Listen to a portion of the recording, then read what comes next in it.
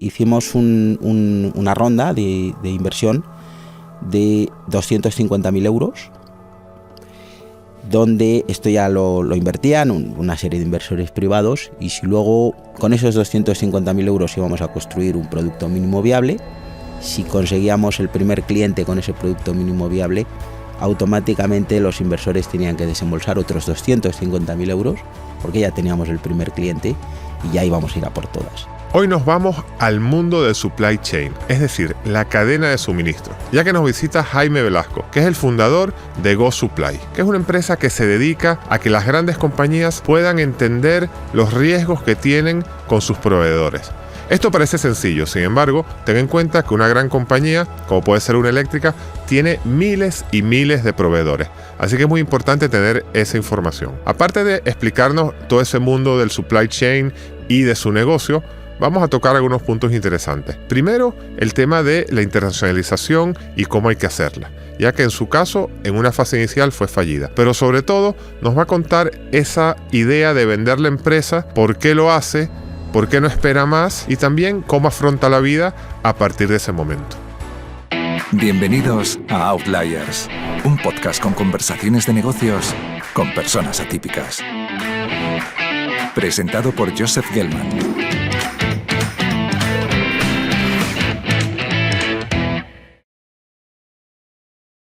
¿Qué tal, Jaime? ¿Cómo estás? Hola, buenos días. Muy bien. Gracias por venir. Nada, muchas gracias a ti, Joseph, por la invitación. Me hace muchísima ilusión estar en Outliers, un podcast que llevo siguiendo desde el principio de los tiempos. Claro, porque la primera entrevista que publiqué en Outliers fue Silvia Velasco, que es tu hermana. Correcto. Y de hecho, la preparación de esa entrevista la hiciste con mi hermana en un viaje Madrid-Burgos, en el cual yo era el copiloto. Con lo cual, bueno, tu principio, yo fui un testigo del principio de los principios. Bueno, pues nada, aquí estamos. Y enhorabuena por el podcast, que es súper interesante. Gracias. Bueno, aquí estamos 4 años y medio después. Oye, tú eras consultor y parecía que ibas como para socio de consultoría. O sea, ¿ese era tu norte cuando empezaste a trabajar? Bueno, la verdad es que cuando empecé a trabajar, empecé con ese perfil de consultor y, bueno, vas creciendo, vas promocionando. Estaba en Oliver Wyman, una consultora muy prestigiosa, vas haciendo proyectos muy buenos. Entonces, bueno, empiezas a crecer, empieza a pasar el tiempo y te empieza a ir bien. Pero sí que es cierto que yo al final lo que me estaba pensando cuando estaba dentro de consultoría es, bueno, estoy muy contento, pero no es el lugar al que quiero dedicar el resto de mi vida. O sea, yo no me veía siendo socio, quedándome de socio, trabajando.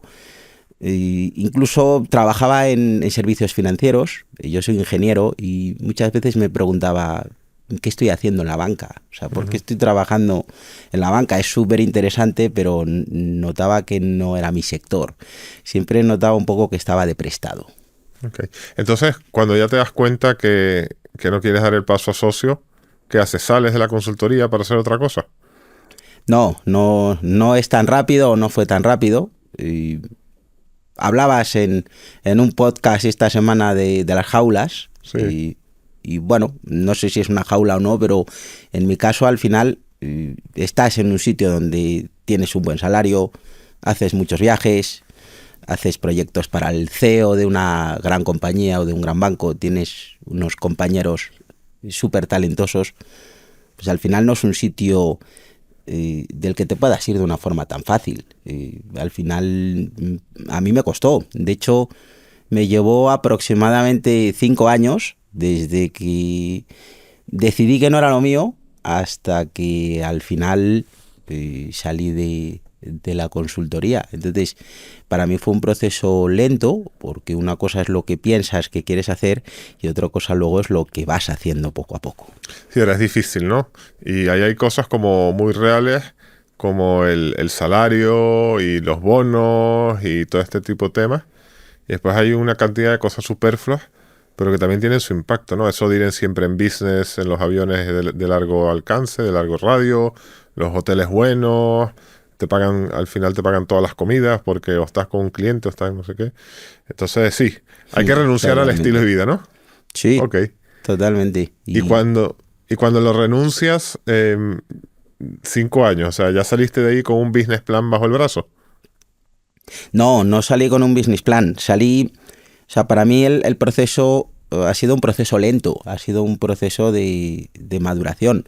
Yo cuando, en un momento de mi carrera profesional, pues me vi con mucha ilusión, mucho interés de empezar proyectos empresariales. De hecho, ya lo había hablado con muchos compañeros de Oliver Wyman, lo había hablado con muchos amigos, pero no tenía ni una idea ni un business plan. Al final lo que tenía claro es que era un camino que me apetecía mucho explorar, pero ni siquiera tenía los mimbres para empezar ese camino. Entonces es un poco cuando empiezas a darle vueltas y dices, bueno, pues tengo que empezar a aterrizar y ver por qué camino quiero ir. ¿Y por dónde empezaste? Bueno, pues un compañero mío del máster, y yo luego hice un MBA en un momento de mi vida, pues con un compañero empecé a hablar la posibilidad de montar un venture capital para invertir en pymes y en empresas tecnológicas, una especie de seed capital. Y bueno, me pareció un proyecto que podía tener mucho recorrido y nos pusimos con ello. Y a mí invertir en empresas, llevaba ya tiempo colaborando con startups, me pareció un proyecto muy interesante y fue un poco mi primer lanzamiento al ruedo emprendedor o empresarial. ¿Y cómo te fue con aquello? Pues la verdad es que no fue muy bien.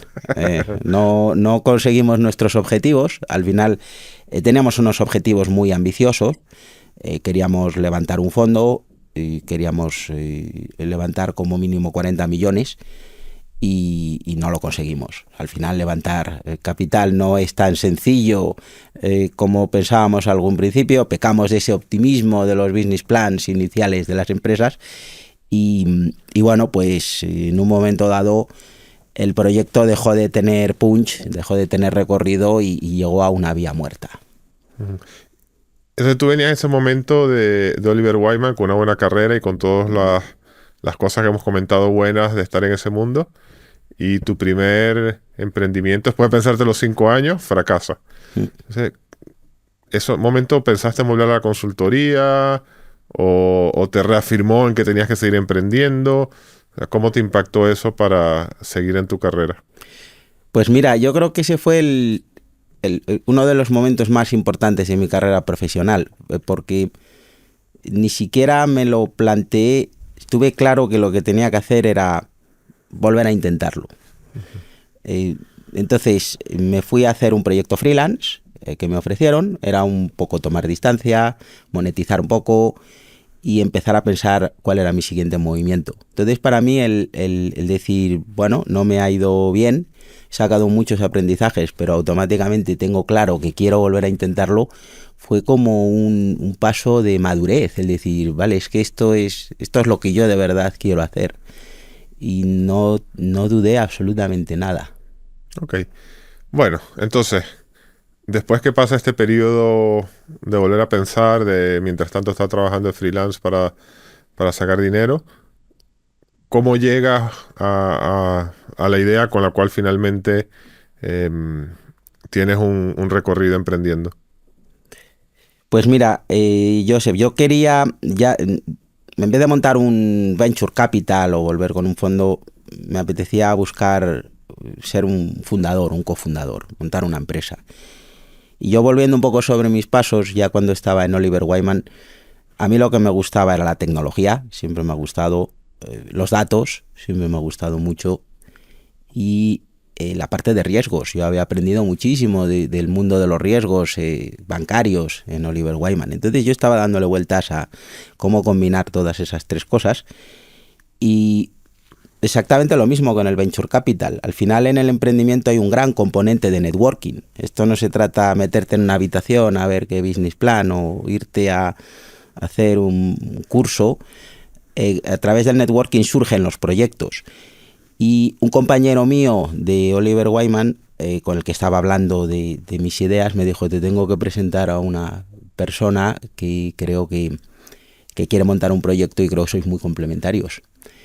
y nos juntó, fuimos a comer y yo iba con la idea de algo de datos, riesgos, y mi socio era y es un experto en el mundo de las cadenas de suministro. Y bueno, él quería montar un proyecto alrededor de las cadenas de suministro. Y a partir de ahí es cuando empezó con esta conexión, con esa primera comida, es cuando se encendió ese pilotito verde de, bueno, aquí hay que explorar un poco todo este mundo. Ok, antes de entrar en los más detalles de la historia, esto de cadena de suministro es un gran palabra, ¿no? Sí, es un gran palabra. Sí. Y la gente piensa, yo creo que hoy en día todo el mundo piensa en que las frutas se pusieron muy caras por la cadena de suministro o el barco aquel que se quedó atascado en el canal de Suez. Pero, ¿por qué no nos das una visión para la gente que no es de esto, de qué es esto de la cadena de suministro, cuáles son los componentes, qué es lo importante? No sé, si tú quieres contarle a alguien sobre cadena de suministro, ¿qué le dirías? ¿O cómo se lo explicarías? Bueno, es un concepto muy sencillo y muy complejo a la vez. Mira, por ejemplo, un teléfono móvil. Todos tenemos un teléfono móvil. Entonces, al final, un teléfono móvil está hecho de muchísimos componentes. Desconozco el número, pero bueno, está hecho de muchísimos componentes. Entonces, cualquier fabricante lo que hace es ensamblar todos esos componentes. Pero esos componentes se los tienes que comprar a una empresa y te los tienen que enviar por un barco. Es decir, al final, dentro de ese proceso, tú lo que haces es ir juntando piezas. Entonces, al final, el resultado del teléfono móvil es un proceso en el cual las marcas que todos conocemos te lo venden, pero por detrás hay muchísimas empresas, una que ha obtenido el mineral sobre el cual se hace el chip, otra que ha fabricado el chip, otra que te ha enviado el chip, de forma que participan miles de empresas en la fabricación de un teléfono móvil, ¿vale? Al conjunto de todas esas empresas que están trabajando en el móvil desde que hay una materia prima hasta que lo tienes en tu bolsillo, es a lo que se le llama cadena de suministro. O sea que hay actores de todo tipo. Hay gente que se ocupa de sacar minerales, gente que los procesa en un producto semiterminado, gente que hace un producto terminado, gente que envía, gente que almacena. Todos son los distintos componentes, ¿no? Eso es. Hay gente que es la que programa la página web. Es decir, no solamente es alrededor de un proceso de manufactura. O sea, alrededor de cualquier gran empresa hay muchísimas empresas que colaboran, ¿vale? Entonces, a todo eso se le llama la cadena de suministro. Ok, entonces la gente que trabaja en cadena de suministro está mirando que ese proceso funcione bien, rápido y lo más barato posible.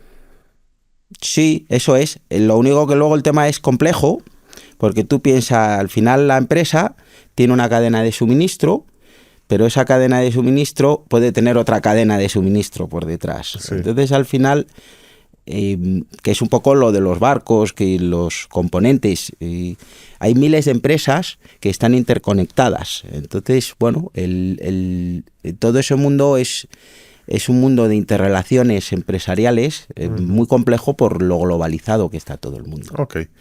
Y el tema de los datos, creo que a ti te interesaba.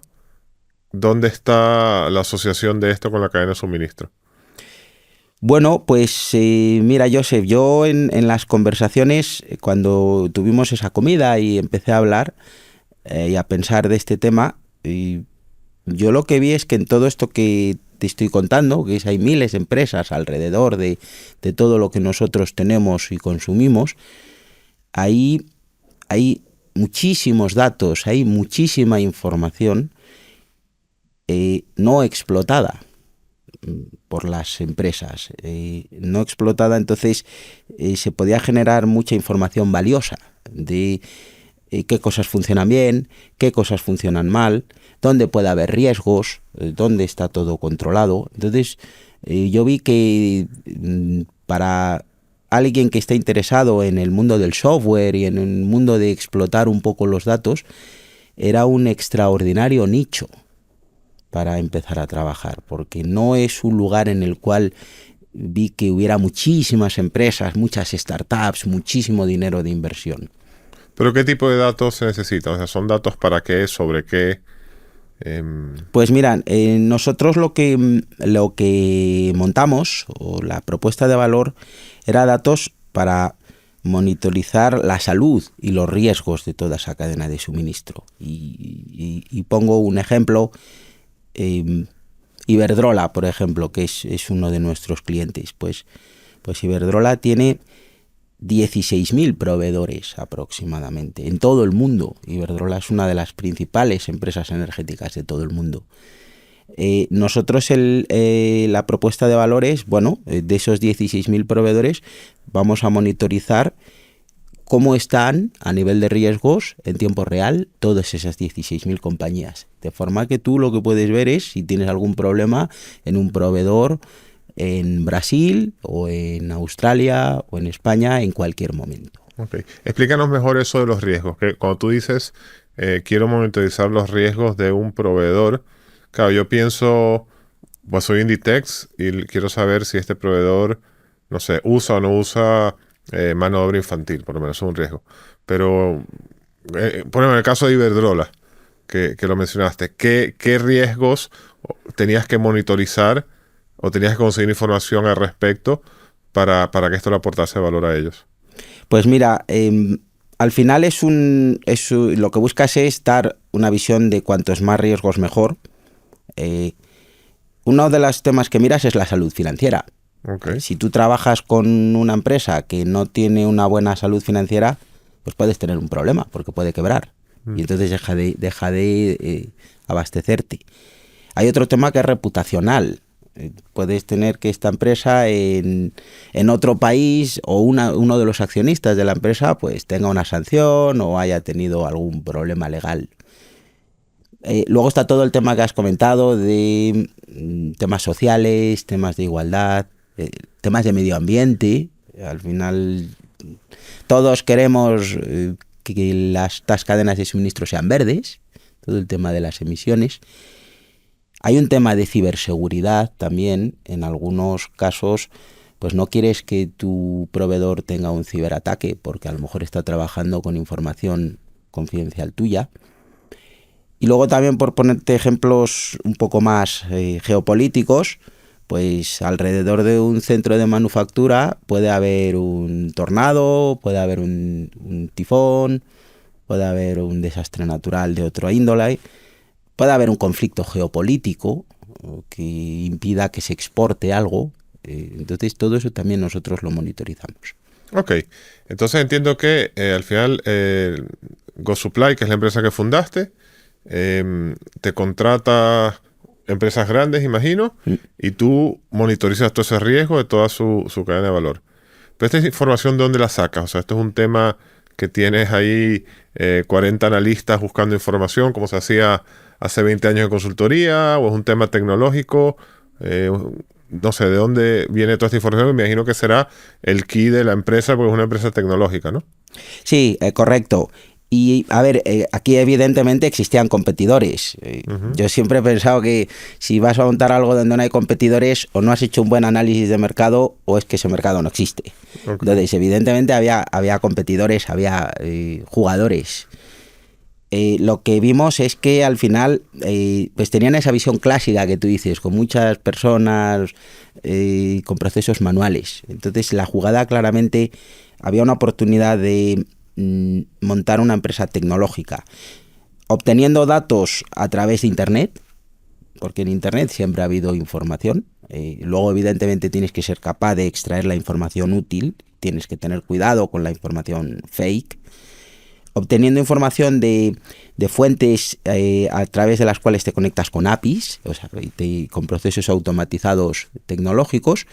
Entonces, lo que vimos es que montar una plataforma de software tecnológica permitía obtener más información, mejor información y de una forma más rápida que otros competidores en los cuales los procesos eran más basados en procesos manuales de gente buscando información de forma manual. Ok, o sea que tú hacías scrapping o te conectabas con APIs o comprabas información y eso era una parte de la tecnología. Y después el procesamiento de todo eso en información relevante para el cliente también era tecnológico O esto, no sé, uno no se le mira, esto es una presentación de PowerPoint, o esto es algo que se conecta directamente a los sistemas de Iberdrola, en este caso, para que te dé un scoring y toda la información de los proveedores. ¿Cómo funciona esto? Pues, a ver, esto es un software as a service, es decir, tú lo consumes como un software. Nosotros lo que hicimos es invertir mucho tiempo en hacerlo sencillo.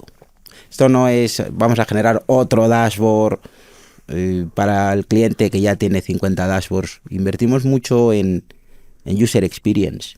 Y lo que utilizamos siempre, me acuerdo que lo hablábamos mucho, yo lo decía mucho, se tiene que entender en 15 segundos lo que dice la pantalla. Si no se entiende en 15 segundos, tenemos que volver a rediseñarlo.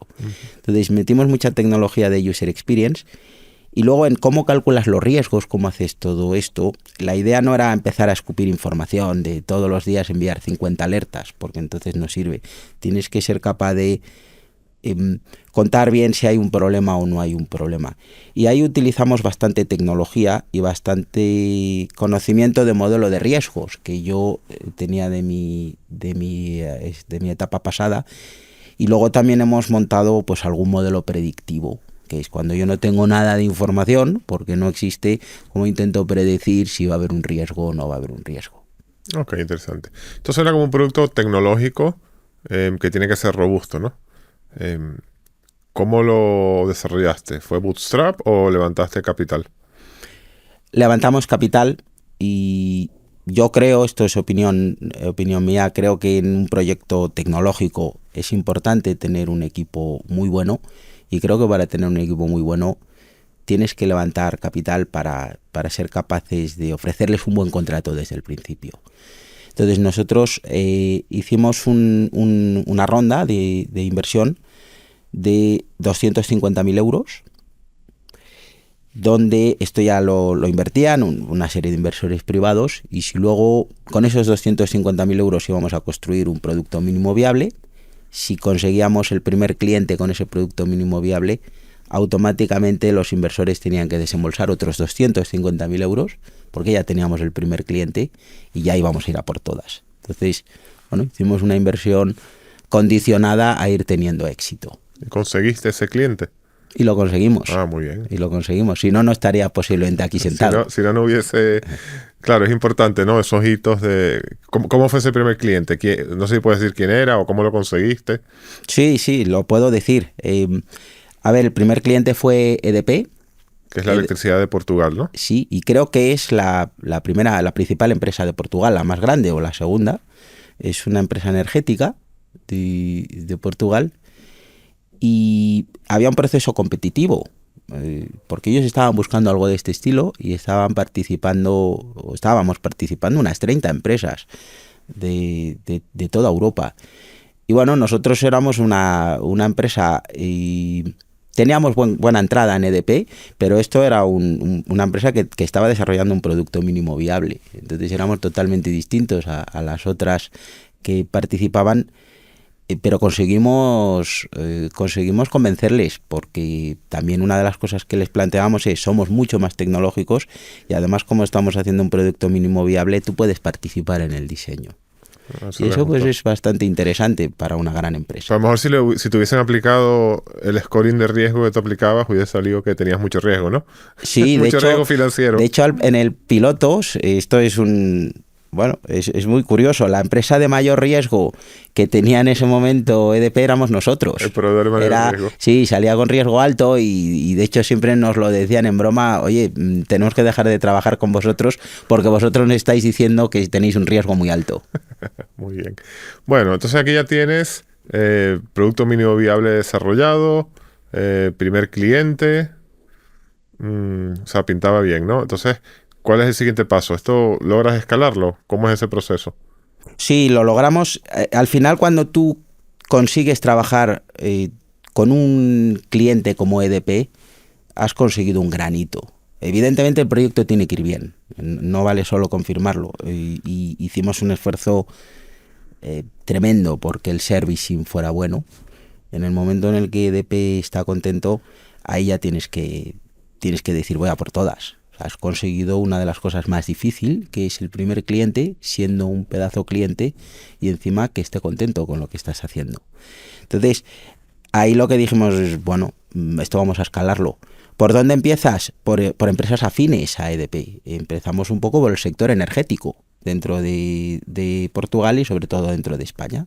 Intentar apalancarte en ese caso de éxito de EDP para ir a visitar otras empresas energéticas y decir, mira, pues estamos haciendo esto, podemos trabajar con vosotros.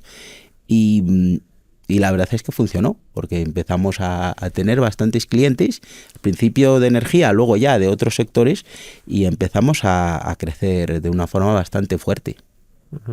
Y una vez que ese negocio va creciendo y vas cogiendo confianza, ¿qué haces? ¿Internacionalizas o amplías a productos, otras áreas de riesgo? O sea, ¿qué sucede después que eso empieza a ir bien? Una de las cosas que hacemos, evidentemente, es seguir desarrollando producto. Y al final nosotros competíamos con multinacionales. Yo siempre comentaba al equipo, el día que dejemos de innovar, empezamos a ir cuesta abajo, porque evidentemente nos querían copiar, pero yo siempre también decía, pues que nos copien lo del pasado, porque nosotros seguimos desarrollando cosas. Entonces el desarrollo de producto era constante. Pero sí llega un momento, nosotros estábamos creciendo en este entorno entre un 50 a un 80% al año. Es un crecimiento bastante fuerte dentro del mundo B2B. Entonces llega un momento donde te planteas la internacionalización, el decir, bueno, pues voy a salir con la cartera de clientes tan buena que tengo entre España y Portugal, voy a intentar salir a Europa y voy a intentar pues conquistar otros mercados. Y este es un tema que intentamos o nos planteamos en el año 2000, entre el año 2020, en pleno COVID, y año 2021, hicimos una ronda de financiación de aproximadamente 1 millón de euros, con la idea de internacionalizar la empresa. ¿Y cómo fue ese proceso de internacionalización? Pues fue muy intenso, pero no fue bien porque no conseguimos vender. Al final, en un proceso de internacionalización, pues si consigues entrar en el mercado va bien, si no consigues entrar en el mercado no va bien. Lo que aprendimos, y al final las cosas que no van bien es una obviedad, pero son una gran fuente de aprendizaje, pecamos de optimismo. Con 900.000 euros que habíamos levantado, es muy difícil entrar en Estados Unidos, que lo intentamos, es muy difícil entrar en Alemania, que lo intentamos. Es decir, el CAPEX que tú necesitas es mayor. Sí, en Estados Unidos nada más un buen comercial empieza por $250.000, ¿no? Ya se te fue una buena parte de la ronda. Sí, evidentemente. Bueno, al final no, lo que optábamos era a equipos de ventas no tan potentes. Y en Alemania entonces no vendían. Y entonces no vendían. Al final no es tan evidente, y si no tienes los recursos necesarios, lo que vimos es que, y eso que nuestro producto era excelente, el fit era excelente y nuestros business cases eran muy buenos también, pero es un tema de CAPEX. Tú o tienes la suficiente inversión o va a ser muy difícil que lo consigas. Claro. Aparte de esto, se olvidó comentar, no, pero estos son tickets altos, ¿no? De ¿cuánto cuesta más o menos o cuánto te produce al año un cliente? Sí, son tickets altos. Al final tenéis que pensar que es gran empresa. Nosotros trabajamos con multinacionales. Una empresa pequeña no necesita toda esta sofisticación que estamos hablando. Los tickets son entre 30.000 euros año hasta 300.000 euros año. Y tiene una cosa muy buena. Tienes muchísima recurrencia. O sea, una vez que empiezas a trabajar con un cliente, evidentemente tienes que dar un servicio extraordinario, no te puedes relajar ni un solo minuto, pero la recurrencia de los ingresos es muy alto. En nuestro caso, el 90% de los ingresos que tenemos son recurrentes. Claro, pues esto al conectarse a los sistemas del cliente, el switching cost es alto. A nadie le gusta cambiar las cosas que ya están conectadas al sistema. Pero bueno, lo que iba es que con estos tickets tienes que tener un go-to-market potente y una gente buena que te lo pueda hacer, ¿no? Llegar a una compañía de Estados Unidos a venderle esto, por muy bueno que sea el producto, no llega a cualquiera. Ok. Y esto fue, a veces a las empresas, cuando algo de este estilo no va bien, es como un poco un golpe, ¿no? Y a veces un golpe importante. ¿A vosotros os afectó o pudiste reenfocar? A ver, fue un momento difícil, evidentemente, porque es un proyecto que montas con mucha ilusión de internacionalización y no te funciona. Pero esto es un poco como lo que contaba antes del Venture Capital. Bueno, pues no funciona, seguimos adelante. Es decir, nosotros en ningún momento esto ni nos planteamos bajar los brazos, ni nos planteamos, madre mía, qué desastre, al revés. Bueno, pues lo vamos a aparcar el proyecto, vamos a seguir creciendo y conquistando el mercado ibérico, y en un momento dado, evidentemente, pues habrá que ver qué hacemos con el tema de la internacionalización. Pero vamos, ningún problema al respecto. Es más motivación para seguir creciendo. ¿Y los inversores esto lo entendieron? Porque claro, cuando tú levantaste el millón, era para internacionalización. Sí, lo entendieron y de hecho nos apoyaron mucho. A ver, nosotros seguíamos creciendo a un 50-60%. Es decir, esto no es que la empresa se detuviera. Simplemente seguíamos creciendo mucho en España. No estábamos consiguiendo la dimensión internacional como queríamos.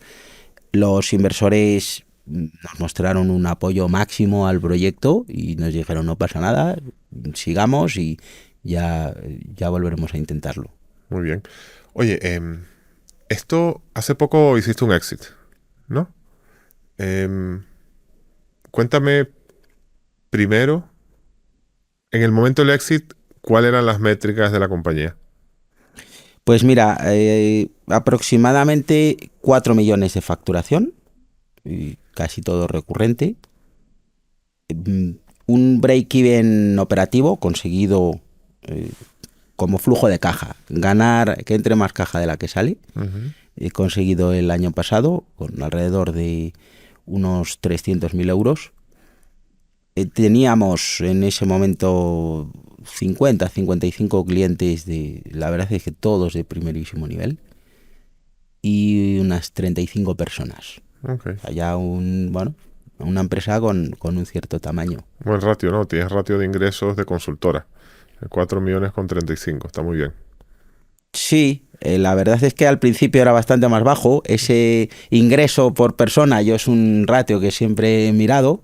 Sí, pues los consultores siempre vemos eso. Siempre miramos eso. Sí. Y yo al final he sido consultor. Tenías, bueno, de consultora de management, no de consultora estratégica. De second tier. Sí. Bueno, ok, perfecto. Ok, entonces eso era el negocio. O sea, explícame el racional de esa venta o cómo llega esa idea de vender. Porque, o sea, era un negocio que iba bien, que iba creciendo mucho, todavía sólido, pero no gigantesco, con mucho potencial, ¿no? Entonces, me imagino que esto no fue que tú te levantaste un día y dijiste voy a vender. Aquí tiene que haber pasado una historia. Sí, además una historia muy larga. Las historias de ventas siempre son historias de largo recorrido, o por lo menos las que yo conozco. No son historias de 2 meses, de 6 meses. En nuestro caso fue una historia a lo mejor de 18 o 24 meses. Y no empieza por nosotros. Empieza en GoSupply, yo creo que ya desde el año 2021 ya se acercaba mucha gente. Se acercaban fondos, Venture Capital, inversores, Big Four. Se acercaba mucha gente con la idea de intentar entrar en el capital, pensar, conocer mejor.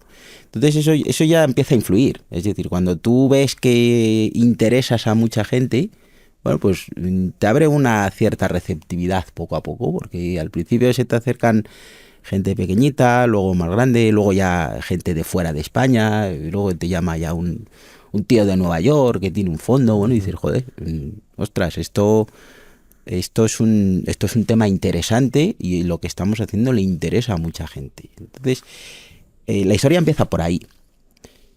Y a todo esto de empieza por ahí, llega un momento donde nosotros esto de la internacionalización lo volvemos a sacar y decimos, pues tenemos que volver a la carga y nos dedicamos a la gran empresa. El mercado de España lo vamos a acabar saturando. O sea, esto es una jugada global. Además, siempre habíamos querido hacerlo global. Y entonces en ese momento nos planteábamos tienes una opción que es voy a intentar levantar, hacer una serie A, una serie B, intento levantar una fuerte cantidad y voy a la carga, o puedo intentar hacer una venta de la empresa.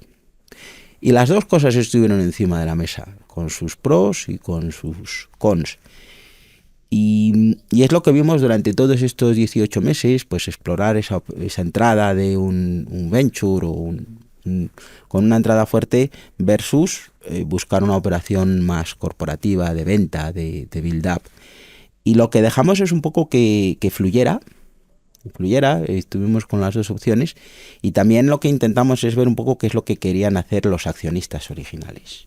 Porque no es lo mismo hacer una serie B, donde entran pero tú no monetizas. Sí, ampliación de capital, ¿no? Eso es. Eso, para que no lo entiende, pues cuando entra un inversor, pero no le compra a los inversores, sino que mete más dinero a la compañía, y ahora hay más inversores, y ahí es donde se diluyen, o sea que los que estaban antes tienen menos participación, pero de una compañía que en teoría vale más dinero porque se capitaliza para crecer. Ok. Pero claro, los inversores tuyos querían ya capitalizar, o sea, querían hacer lo que se llama un secundario, vender sus acciones o vender toda la empresa. Bueno, ellos querían monetizar. Exacto. Querían monetizar de alguna forma. Entonces, mira, y para mí esto ha sido un gran aprendizaje, uno de los principales aprendizajes de este viaje mío de 7, 8 años. Creo que uno tiene que saber cuándo vender. O sea, la idea de cuando montas una empresa, todos queremos que sea un unicornio, evidentemente. Pero muchas veces, si solo piensas en ese camino, puedes morir de éxito. Entonces, yo lo que he aprendido es que tienes que leer qué quieren los accionistas, dónde está el mercado, qué opciones tienes tú, qué están haciendo los competidores, qué están haciendo los agentes de M&A, Private Equity alrededor de tu sector, qué perspectivas hay futuras. Y al final esto es un poco como la bolsa. Tú quieres intentar vender cuando está en máximos, pues bueno, tienes que ver exactamente si crees que va a seguir subiendo o no. Para mí el mundo de una venta es un poco algo parecido. Y entonces, en mi caso personal, yo lo que empecé a ver es que había un gran momentum de venta por dónde estaba la empresa, qué se estaba ocurriendo en las dinámicas del sector y del M&A, y evidentemente las ofertas que nos estaban llegando, que eran extraordinarias, con agentes muy importantes. O sea, tú no piensas que vendiste pronto. Pues esa va a ser mi pregunta, ¿no? Porque una empresa de 4 millones, bueno, una empresa respetable, pero sigue siendo una empresa todavía pequeña, y como tú lo comentas, se ve que había posibilidad de expandir. Pero ¿tú crees que el momento era ese para vender? Me lo sigo preguntando. O sea, es un tema que yo me lo sigo preguntando.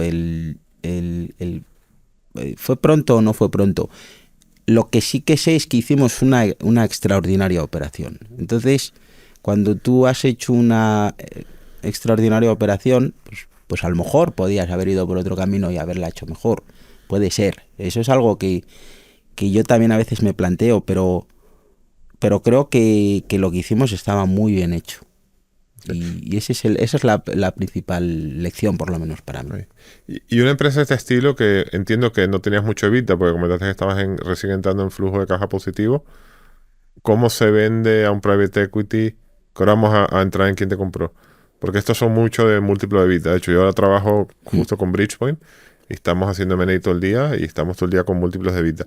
En vuestro caso, que es una empresa de software, alto crecimiento, con EBITDA, me imagino, muy reducido o casi plano, ¿cómo se valora? Pues mira, es una buena pregunta, Joseph, porque además sila un poco con el por qué hicimos la operación. Como te he dicho antes, nosotros competíamos con multinacionales, empresas grandes, quizás menos tecnológicas. Entonces nosotros éramos una perita en dulce, empresa pequeña, barata, entre comillas, muy tecnológica. Y en las grandes empresas se estaba produciendo y se está produciendo un fenómeno de consolidación, donde estaban entrando los private equities. Porque todo esto que he contado al principio de las cadenas de suministro es como algo poco conocido, pero en los últimos años ha ganado muchísima relevancia. Sí. Entonces, al final tú lo que ves es que se están consolidando todos tus competidores con muchísima inversión de private equities. Es cuando te planteas, yo a lo mejor no voy a ser capaz de competir solo con ellos. Ujú. Y además es que lo que ves es que esos private equities te ven a ti como diciendo esto es lo que justo Lo que necesitamos necesito para acelerar. para acelerar todo lo que estoy haciendo. Ok. Entonces se nos acercaron muchos private equities con operaciones de consolidación donde nos veían como como la pieza diferencial con todo el brazo tecnológico. Bueno, tú estuviste aquí 8 años emprendiendo y al final llegas al éxito. Entonces aquí la primera pregunta, que siempre hablamos de dinero, es si esto es life changing money, y de paso cuéntame pues cómo viviste esa entrada de capital. Bueno, a ver, life changing money, no tengo hecho el Excel típico donde uno proyecta toda su vida. Yo creo que no es life changing money, pero lo que sí supone es una simplificación y un gran impulso hacia el poder tener libertad de decidir a futuro, ¿vale? Pero bueno, no creo que sea life changing money de que cambie ahora todo mi estilo de vida. ¿Ya has hecho algo para celebrarlo? ¿Te compraste un Ferrari? ¿O lo metiste todo en el fondo indexado? ¿O estás en la mitad? A ver, en el fondo indexado de algún participante de este podcast sí he invertido, porque llevo siendo cliente desde hace muchos años. Evidentemente lo he celebrado. Yo creo que estas cosas o las celebras en el momento o las pierdes, y entonces celebrar una venta de una empresa, pues para mí, por lo menos en mi caso, es una ocasión muy especial que a lo mejor no me vuelve a ocurrir en mi vida. Lo he celebrado y lo voy a seguir celebrando en los próximos meses, como creo que se merece la ocasión. Muy bien. ¿Tienes planeado algo especial o...? Sí, tengo planeado un viaje a África Muy bien. en los próximos meses, que pues espero irme, disfrutarlo y saborearlo. Safari. Safari y un poquito de selva a lo mejor. Muy bien. Espectacular. Oye, ¿y cómo te cambia la perspectiva de la vida, no? Porque tú, claro, cuando tú estás ahí en la empresa, es muy claro el propósito, ¿no? El propósito es ganar otro cliente y que el producto funcione y ver cómo el tema va escalando, que en tu caso fue escalando de manera consecutiva, ¿no? Y ahora, ¿qué perspectiva tienes de la vida? Porque claro, ahora estás integrado en una empresa, serás relevante, pero tampoco serás el más relevante, ¿no? Porque al final, una vez que integren esta tecnología en la otra empresa de Bridgepoint, que es la grande para la cual te compraron, pues tú podrás estar teniendo un rol, pero digamos que no es hipercrítico, ¿no? Entonces, o sea, ¿qué perspectiva tienes? ¿Piensas hacer otra cosa? ¿O cómo cambia tu visión de los próximos pasos a nivel profesional? Pues mira, a ver, yo creo que el rol de alguna forma sigue siendo crítico, porque nosotros tenemos la capacidad de transformar ahora todo el negocio con toda esta tecnología. Entonces, yo creo que el rol, pero no solo el mío, el rol de todo el equipo de GoSupply es muy crítico. Piensa que ha entrado un private equity, ha invertido en GoSupply. Entonces las expectativas son altas. No solo lo compro, no lo ha comprado por la cartera de clientes, lo ha comprado por la capacidad de transformación. Exacto. Entonces yo creo que el rol que tenemos en GoSupply es crítico. Lo que cambia es el liderazgo. Yo ya no soy el líder, evidentemente. Nosotros nos hemos incorporado en una estructura más grande donde hay un liderazgo, y ese liderazgo además está muy supervisado por un private equity que tiene unas altísimas expectativas con todo este proyecto que tienen. Entonces sí que cambia el rol.